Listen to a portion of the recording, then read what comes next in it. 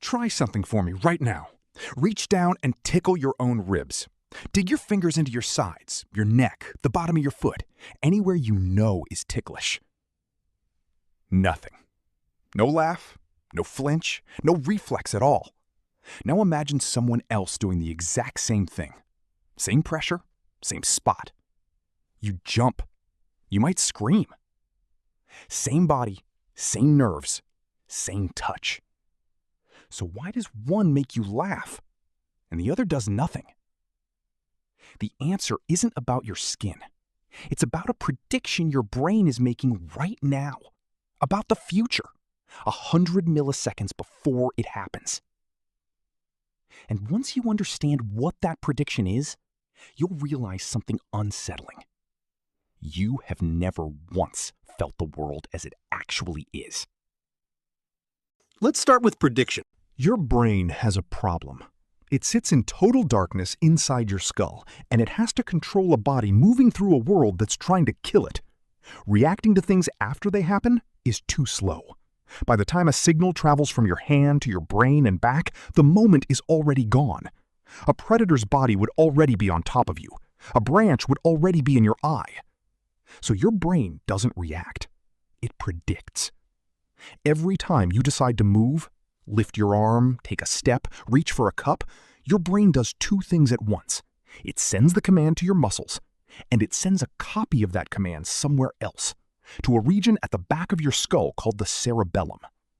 Scientists call that copy an efference copy. The cerebellum takes the copy and runs a simulation. It predicts exactly what that movement should feel like before you've even finished making it. The pressure, the timing, the sensation.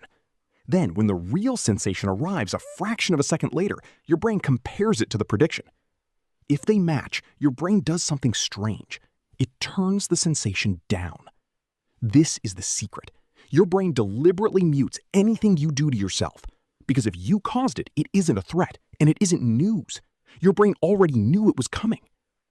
A tickle only works when it's a surprise. When your brain can't predict the exact timing and pressure, it leaves the sensation at full volume, and your body reacts like something is crawling on you. You can't tickle yourself because you can't surprise yourself. Your brain saw it coming before your fingers moved. This is happening every second of your life, and you have never noticed it once. Not because it's subtle, but because it's the thing doing the noticing.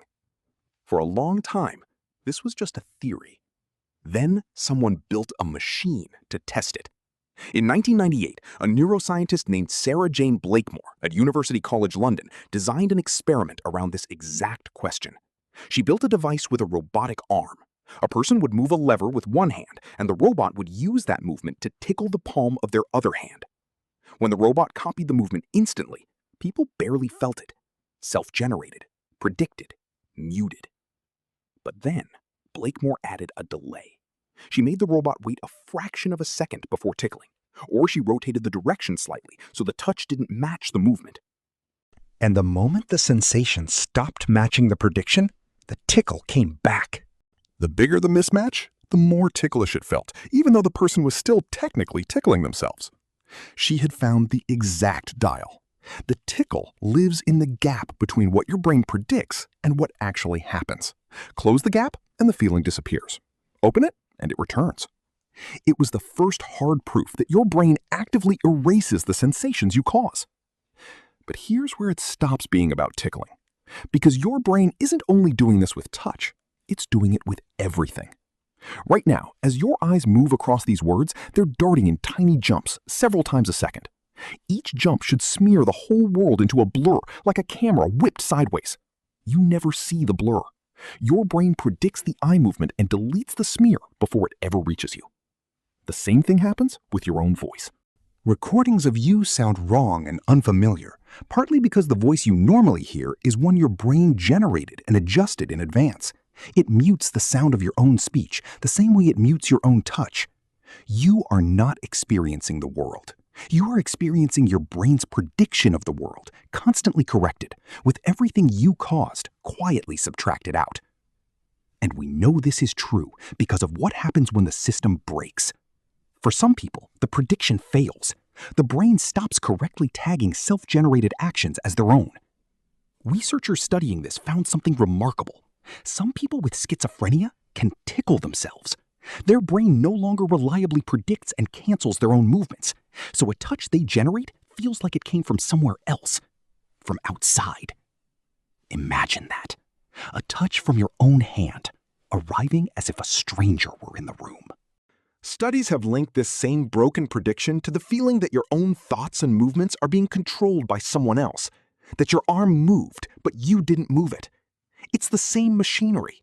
The thing that decides a tickle isn't ticklish is the same thing that tells you that your actions belong to you. Think about what that means.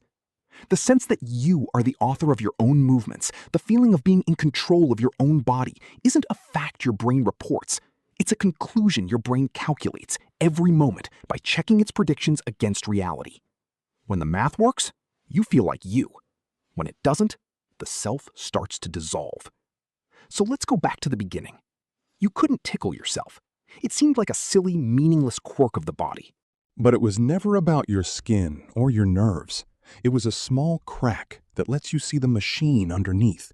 A brain that doesn't passively receive the world, but actively builds it, guessing the next instant of reality, muting everything you cause and showing you only the difference.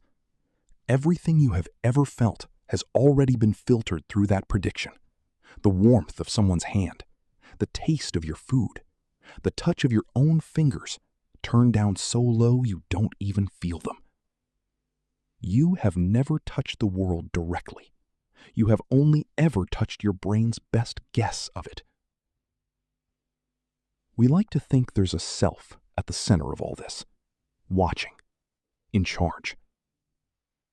But the self might just be the name for the one thing your brain always, quietly, removes from the guess.